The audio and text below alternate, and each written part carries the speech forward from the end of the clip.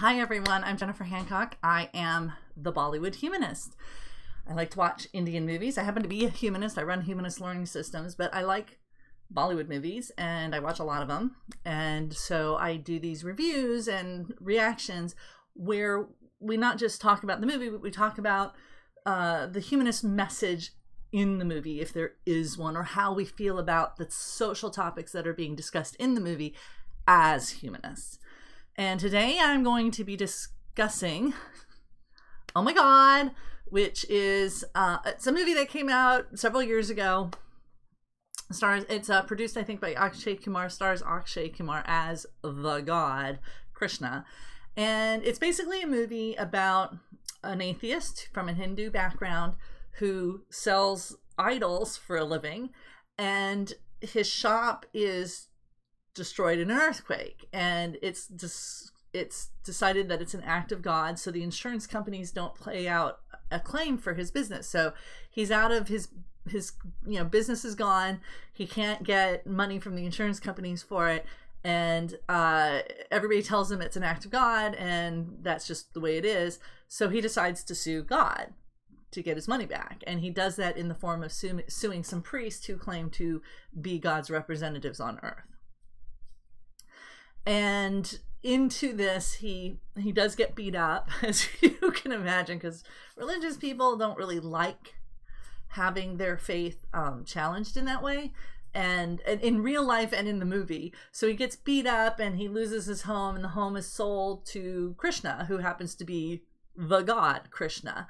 And in real life, the makers of this movies were cited for inflaming sentiment against religion. So, you know, yeah, these topics are controversial everywhere.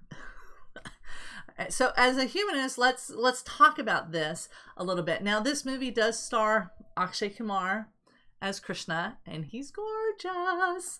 I really like this actor a lot. I love every movie I've ever seen him in. He's a fabulous actor. He can do action sequences. He can do comedy. He's a fabulous dancer. He's just an all-around great performer, and he plays Krishna. And you can tell he's Krishna because he's got a flute and a feather. Apparently, those are the symbols of Krishna. Not completely sure on that because I'm not a Hindu. I'm not anything. I was not raised as anything. I'm one of those people who was raised without religion. So what I know about religion, I know from comparative religion classes, and this is my understanding of it. That's how you know he's Krishna, is because he's got a feather and a flute. And he is playing against Paresh Raval, the actor Paresh Raval. There you go. And he plays Kanji, the man who's the atheist who has his shop destroyed in an earthquake by God and can't get insurance money for it, so he sues God through his emissaries on earth. And he's great. This actor is fabulous. I've seen him in a lot of things. He plays this role really well. I mean, the problem with playing an atheist is, you know, how do you do it with sympathy for the character? How do you do it so that his journey is quite good? He starts out as one of those atheists that's kind of a jerk about it. He just has disdain for people of faith, and he's kind of one of those atheists that give atheists a bad name. But then as he's going through this journey of trying to just get the money for his business that he's due, you know, he grows, obviously. I think at the end he still doesn't believe that Krishna is Krishna, but it doesn't really matter because of how his attitudes towards other people change through the course of this movie. Becomes more humanistic and less obnoxious, if that makes sense.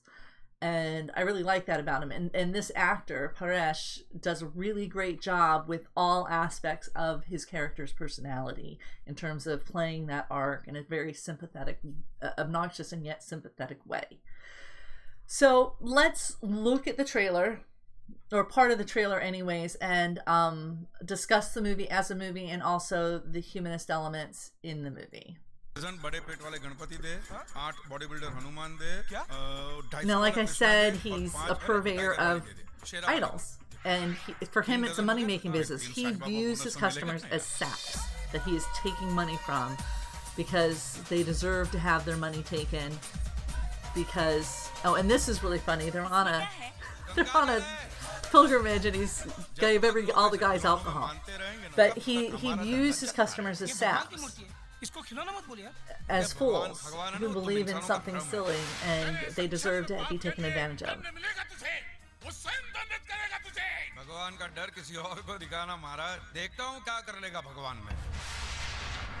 And he runs afoul of a priest and then loses his business in an act of God. So he sues God. पता नहीं क्योंकि हम लोग मिले नहीं। अरे कहीं तो रहता होगा मिस्टर भगवान। अरे ये नोटिस किसे भेजूं? हाँ, लोग कहते हैं कि वो मंदिरों में रहते हैं। He ends up finding a Muslim lawyer who agrees to help him file his claim against God, and that's played by Om Puri, I think. And the movie is fun. It's deep and it's funny, and it has a great cameo dance sequence by Prabhu and Sonakshi. Sorry, name's still problematic for me. So the music is great and the dancing is great, and it's a funny movie, but it's also, something that everybody deals with, right? Even in the West, we still have acts of God clauses in our insurance programs, our insurance policies, which basically means you could pay into insurance for your property and the insurance company doesn't have to pay you.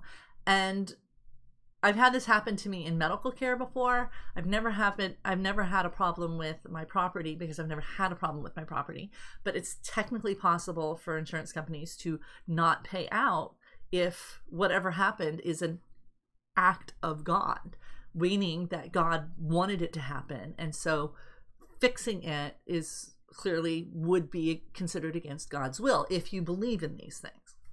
I don't. I'm a humanist.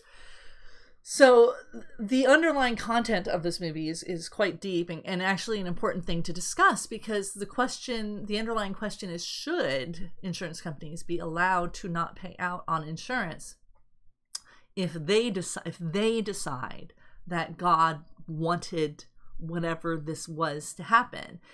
To me, that's defrauding their customers. And the customers paying them insurance money with the expectation that if something happens to their property, they're going to be made whole by the insurance company that they've been paying money to. And I understand insurance companies don't want to pay out, because why would they want to pay out?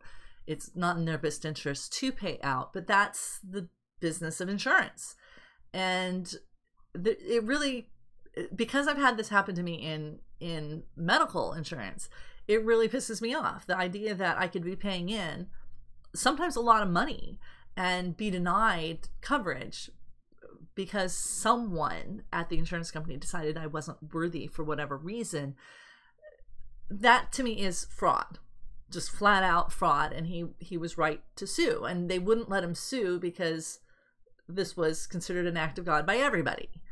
So he sues the priest. And to me, that's also kind of important, because they're, from my perspective, a lot of them are defrauding their customers as well.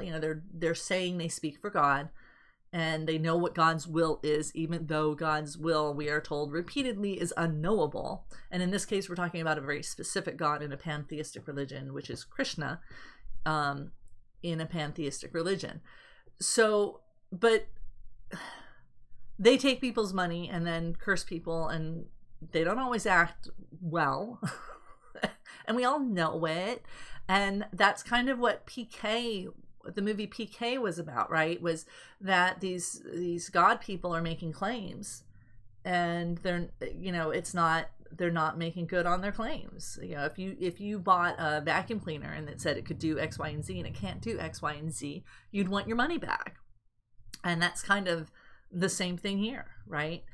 And so should people be allowed to sell you something that they cannot deliver on, whether it's insurance or another type of insurance, which is for the afterlife through religion, right? Or boons and blessings, and to avoid evil happening to you in the here and now. Whatever reason, it's a protection racket. Both, from my perspective, both religion and insurance, they're protection rackets. And if they refuse to pay out and make good on their claims, then they've defrauded you.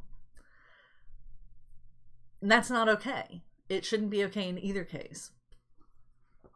So let's talk about the portrayal of this particular god, Krishna. Akshay is just so cool. तो आप रिलायंस की office में ही phone करेंगे ना? सीधे So Anil Ambani को तो नहीं Kanji is बुलाएंगे saying, ना? let him come down and show himself. Otherwise, you're his representative. I'm going to sue you as his representative, and if you want me to sue God, then God needs to come here. तुच्छ मनुष्य के लिए भगवान धरती पर नहीं आएंगे। होंगे तो आएंगे ना महाराज। And there he is. कौन है? भगवान। Bhagwan.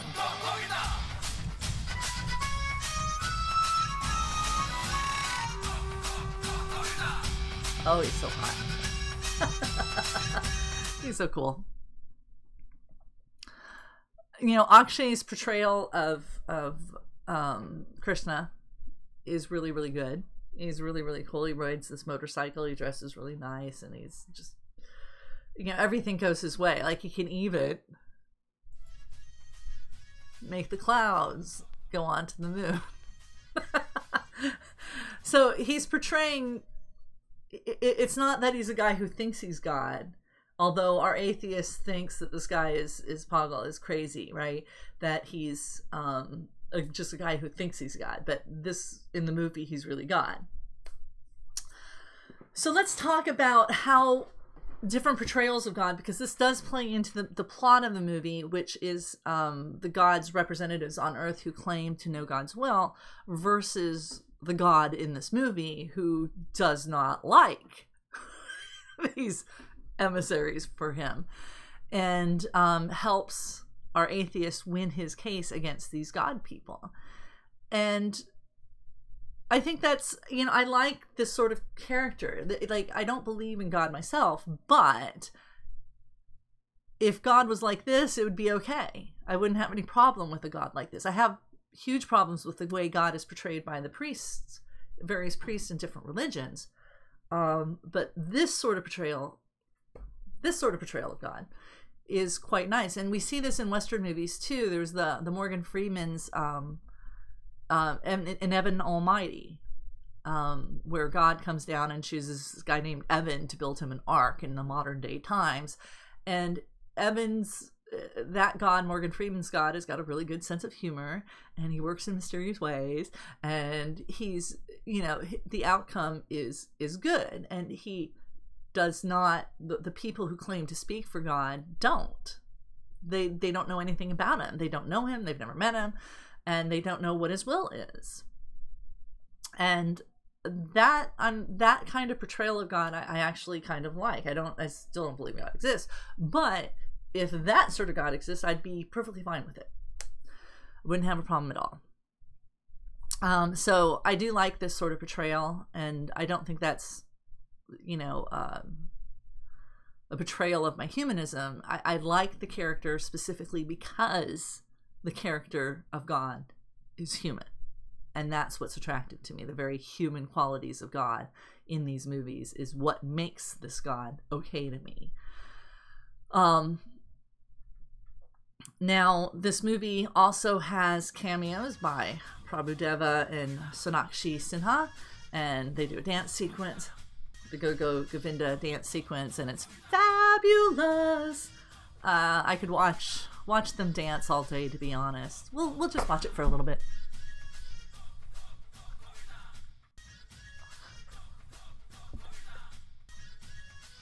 All right, back to the conversation. Back to the conversation. What is the moral lesson of this movie? Is it, first off, as a movie, it's a very delightful movie to watch. It's well written, it's well acted, it's well performed, it's beautiful. It has everything you want in an Indian movie. And I liked the topic. you know, the ability of insurance companies to defraud customers by claiming act of God is something I think should be totally abolished. I don't think that's something that should be allowed at all, ever. I liked that this character, that it's literally God telling us not to believe the priests. I love that. That's great. So, is this a good movie to watch? Absolutely. Is the topic timely? It still is. And is the religious content good? Yeah, absolutely. As a humanist, I really liked that part of it too. So, good all around.